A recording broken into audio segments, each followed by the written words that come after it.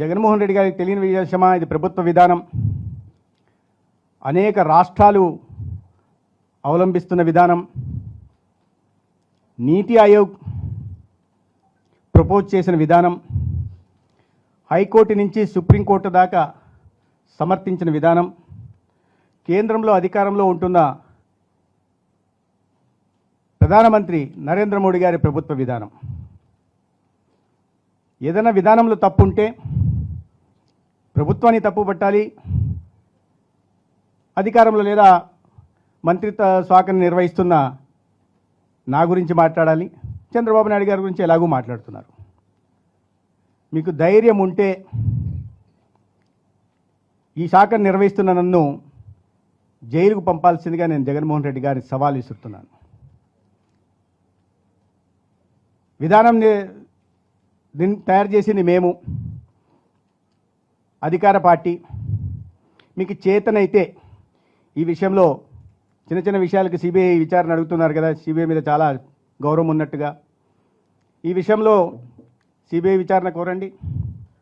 న్యాయస్థానాల మాధ్యమంగా సంబంధిత శాఖ మంత్రిని నన్ను జైలు ధైర్యం ఉంటే పంపండి. అది కాకుండా నిర్మాణానికి ముందుకు వస్తున్న నాణ్యమైన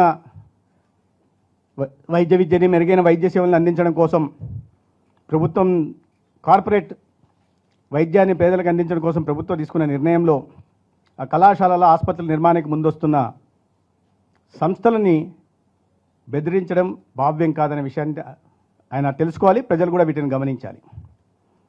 మీరు బెదిరించినట్టుగా మీ మీద అది కూడా బెదిరిస్తున్నవారు 30 తీవ్ర అవినీతి ఆరోపణలు ఉన్న వ్యక్తి, 30 కేసులు పైగా,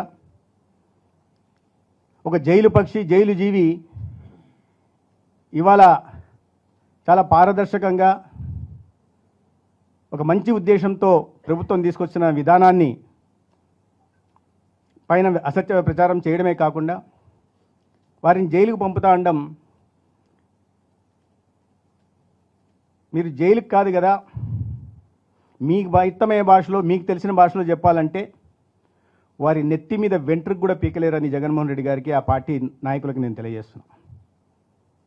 ఎవరిని జైలుకు పంపుతారు? విధానం వీటిని సమర్థించిన హైకోర్టు న్యాయమూర్తులను పంపిస్తారా? విధానాన్ని తీసుకొచ్చిన నీతి ఆయోగ్ను జైలుకు పంపిస్తారా?